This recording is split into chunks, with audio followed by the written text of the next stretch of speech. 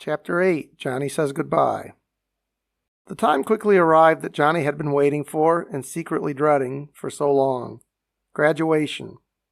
The time flew by between schoolwork, jobs, taking care of children, and spending time with Mary Beth. Few, except Mary Beth, Miss Johnson, and Pastor Stevens, knew anything about his plans, as sketchy as they were. This was going to be a new beginning, but it meant having to leave behind all the children of the home and one particularly special child. Mr. Maxwell drove Johnny and Miss Johnson to the graduation ceremony in the middle of the morning, while Christine remained at the orphanage to keep an eye on the children. Miss Johnson asked Johnny, "Are you nervous?" Johnny only responded, "Huh?" She repeated her question before getting an answer. "Maybe just a little bit. I feel like I just want to get it over with." Mr. Maxwell said, "We couldn't have asked for better weather than this. Perfect for being outside and all dressed up. Don't you think so?" Johnny gave no answer, but just continued staring out the window. Mr. Maxwell was about to ask again when Miss Johnson scolded, "Oh, leave the boy be. He obviously has a lot of things on his mind, and I shouldn't wonder." Johnny pondered many things, but he mainly wondered where Mary Beth would fit in his plans. He knew nothing could or even should happen right away. He needed to get his own life in order before he could even offer her any sort of a life with him. As they made their way into the stands at the football field, they all took programs from the ushers. Miss Johnson got a big smile and nudged Johnny. Looking down, she pointed out his name listed in second place for the highest grades. Johnny just gave a modest smile and shrugged. He knew this already, but didn't think it important enough to mention earlier. Johnny's position in the standings shocked many people, not the least of which was Mrs. Sands. As she entered and read the program, her jaw visibly dropped. He always earned good grades in her English classes, but she apparently entered them in her grade book and on report cards without really noticing. The ceremony began with a brief message from the keynote speaker, an aide to an assistant to the representative of the county to the State House, or something quite similar. Nobody really understood his message and asked each other about it afterwards. Then the principal of the high school made a few comments and started calling out the names of the graduates.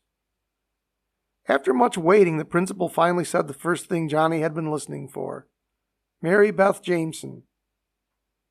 The crowd applauded and cheered louder than for all the other students before, but she knew most were doing it for the sake of her family name. She told Johnny earlier, "Let's be sure to greet one another from the crowd." Remembering this, Johnny smiled and waved as she searched the crowd for his face. Several other names passed by before he heard Jonathan Elijah Stewart. He felt like he was in a dream as he walked to the stage. Everything seemed unreal. He later described it as feeling like an outside observer to the whole thing and not really there at all. After Johnny, there were only a handful of other students to cross the stage. The graduation ceremony itself was no big deal. It went quickly for the crowd, but to the 38 graduates it seemed to go on and on without end. It ended with a speech by the valedictorian, but Johnny didn't hear a single word she said as he carefully studied his diploma. The children stayed home, but Miss Johnson applauded loudly and vigorously enough for all of them. Pastor Stevens and several teachers joined in the cheering as well. Johnny looked to see Mary Beth. She smiled and enthusiastically waved in approval. He turned a shade of crimson as she blew him a kiss, something he hadn't expected. The children were busy preparing their own surprise for Johnny, a graduation party. It was his going-away party as well, though none of the children stopped to think about that. All the adults were hoping they wouldn't either. Miss Johnson left strict orders with Christine: don't say one word about Johnny needing to leave soon. We want this to be festive and not like a funeral. Remember, not one word. In the orphanage, everyone focused on the party plans with no discussion beyond the immediate events.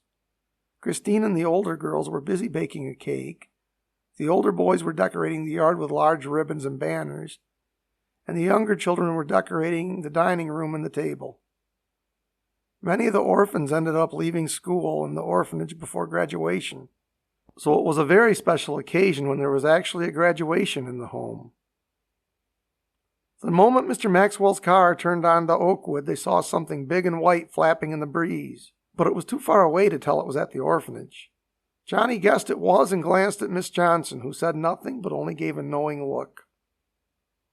It never really crossed Johnny's mind that there would be a celebration. They drew closer, and Johnny became certain it was at the home. He asked, "What have you put them up to now, Miss Johnson?" "It's no big deal," she replied. "You've earned this. Enjoy yourself, and enjoy being among the children. You don't have much time left, you know. We agreed you'd stay to the end of July, and that only gives you 5 weeks. But remember that August is there for you if you need it." "We've been over that already," Johnny responded. 2 more weeks, even another month, won't make it any easier. With summer coming and more time together, I think it might even make it harder the longer we wait." When they reached the home, the younger children were on lookout duty, though nobody assigned a task to them. Johnny could finally read the banner. "Congratulations, Johnny." And below it, "We love you." Johnny smiled and waved at the children just before they ran inside to announce his arrival. Alicia, Tanya, and Loretta were throwing flower petals at Johnny as he entered. Miss Johnson rolled her eyes. "No doubt the crabapple trees out back have been stripped bare of flowers." The other orphans lined both sides of the hall as Johnny passed through, being ushered into the dining room by Miss Johnson. Everyone cheered as Johnny inspected all the decorations on which the children had worked so hard. He studied the cake with the frosted graduation cap on top and a repeat of the words from the banner out front. Johnny heard a hearty, "Hello, anyone home?" from behind. He turned to see Pastor Stevens and Mr. Samuels entering the front door along with their wives. Johnny could see a 5th person behind them, but had no idea who it might be. "Mary Beth!" Johnny exclaimed as she stepped into view. "I do declare I never expected to see you here. Not today of all days. Are you playing hooky from your own party?" "I told my parents that I needed to visit a friend's party on the way home," she explained. "I can't stay long. They expect me home in about half an hour. I think they suspected it was you, but they said okay all the same. Probably the only chance I'll have to see these kids in person." All the children watched her. They knew there was a Mary Beth in Johnny's life, but he hardly discussed her with the other orphans. She had heard far more about them over the years and always supposed she would know who was who at first sight. She proceeded trying to guess which names went with which children. "Let's see, Timmy, and you must be Terrence, and is this Clarabelle? You have to be Josie Sue, and this must be Michael. No, are you Thomas?" She turned to another child. "Well, you must be Michael. Then comes Alice? No, Tricia then. Dear me." She was so disappointed at her attempts that she finally gave up and allowed the children to introduce themselves. The children were amazed that she at least knew all the names. This caused them to wonder how much Johnny had told her about each of them. Mary Beth was quite certain that there was one face missing from the crowd, so she asked, "Now where is Eliza Beth?" Loretta recalled, "She was helping us frost the cake, but went away when we got to the lettering." "That must be when she showed up to help us with tying the cords to the banner down," added Thomas. This discussion continued for some time, and it became clear that she lent a hand with everyone's work at some point. Johnny recalled her being beside the cake when he first entered. She apparently slipped away when the visitors arrived. Johnny pulled himself away to go out and hunt for his missing charge. First he checked upstairs in the bedrooms, even looking under her bed. He came back down the stairs scratching his head. As he entered the hallway, he looked back into the dining room. He rolled his eyes when he noticed a foot sticking out from under a table. As Johnny walked back into the room, Mary Beth could read the relief on his face and followed his eyes to see the black shoe protruding from the table, not more than 3 feet away from her. Mary Beth carefully lifted the tablecloth and peered underneath. Eliza turned her face away, and Mary Beth realized that Eliza had hidden from her, a stranger. Johnny held back to see what would happen as the 2 most important people in his life met for the first time. Mary coaxed Eliza out with a soft tone. "Eliza, I've heard so many things about you. Won't you come out and make friends with me? I wanted so much to meet you." When Mary Beth first entered, Eliza felt as though this new person was searching the crowd for her and shied away from the encounter. The child slowly glanced at Johnny and saw no concern on his face. She then returned her gaze to Mary Beth. Timidly, Eliza let the new stranger take her by the hand and guide her from under the table. With all the eating, games, and running to and fro, Mary Beth lost track of the time. I nearly forgot my own party. Though she loved her family and wanted to see her friends, still she hardly wanted to leave the orphanage. I must leave at once, but I don't think my party will be nearly so interesting. Mrs. Samuels said, "Oh, don't you worry about it, dear. My husband can whisk you right home in the car, and you will scarcely be a few minutes late." "It was so nice of you to come, Mary Beth," Miss Johnson said. "You must come again to visit before summer is over." She caught herself just in time. It would have spoiled everything if she'd said before Johnny leaves. Miss Johnson motioned to Johnny that he should see his guest out. Mr. Samuels already went to start the car as the two dear friends said their goodbyes on the porch. The children tried to spy on them, but Miss Johnson shooed them away. They shared a quick embrace, and then Johnny followed her with his eyes until the car door closed and then began to drive away.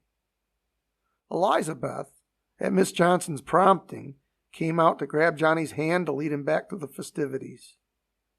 There was more feasting, playing, and horseplay than the home had seen in years, other than perhaps the holidays. Johnny couldn't remember when he'd had such a day. He was tired, and the home never looked like such a disaster. It was the first time in the home's history that Miss Johnson ever said, "Cleaning up will wait until after a good rest." Mrs. Stevens stepped up. "We'll take care of the big things like the dishes. After all, we've only been watching more than anything." Half-heartedly, Miss Johnson merely responded, "Please don't trouble yourselves. You're our guests." Mrs. Samuels added, "Oh, it's no trouble at all. Go lie down for a spell and don't worry about a thing." With that, the two women set to work in the kitchen while their husbands went to work in the dining room. By the time the home's residents awoke from an afternoon nap, the home was spotless. In the days that followed, passing by too quickly for Johnny's liking, there was more time for work and for the children. All the children received their fair share of attention, and even Eliza Beth was less insecure than she'd been for weeks, if only she knew it was leading up to the end. With Mr. Samuel's help, Johnny arranged to rent a room in a boarding house in Lawton. It was very small but cheap. It came with the essential furniture: bed, dresser, desk, and chair. It also included breakfast and dinner. Pastor Stevens had helped him arrange to work part-time at the hardware store in Lawton as a start. Finally, moving day arrived. Johnny fretted so long over how to say goodbye to Eliza that he never got a chance. She laid in her room the whole Saturday saying that she didn't feel well. Miss Johnson looked in on her to take her temperature, though she knew the real problem. She encouraged Eliza Beth to say goodbye by saying, "It might be your last chance to see him," which was probably the wrong thing to say. Little Eliza turned away, not wanting Miss Johnson to hear, and began crying softly into her pillow. Sarah Sue had to find others to play with the whole day. Johnny took one step inside the bedroom door and softly called, "Eliza, Eliza Beth." She didn't respond, and thinking she was asleep, he crept back out of the room. If he'd heard her crying, he would have made more of an effort, but she was careful not to make a sound. He told himself, "There'll be time later before I leave," and crept back out of the room. Miss Johnson knew Eliza had been crying the whole day, but she said nothing to Johnny because she knew leaving was already hard enough for him. Miss Johnson resigned herself with a sigh and thought, "There's nothing to be done for it. This is the most unbendable of all the orphanage rules. If leaving weren't mandatory, we'd be full of young people too afraid to stand up and become adults." There weren't many of his own things to pack, only his clothes and a few miscellaneous items. Miss Johnson always kept some of the donated things to put together a little care package for each departing adult orphan. Pots, pans, and other items that never occur to young adults until the first time they need them. People scurried this way and that at Miss Johnson's directions. Johnny meant to return to Eliza's room one more time just before leaving, but everything was so hectic. Mr. Samuels arrived with his car and the few bundles were loaded. Before Johnny knew it, they ushered him into the car and he was already heading to Lawton. It was such a change that his head felt as though it were spinning.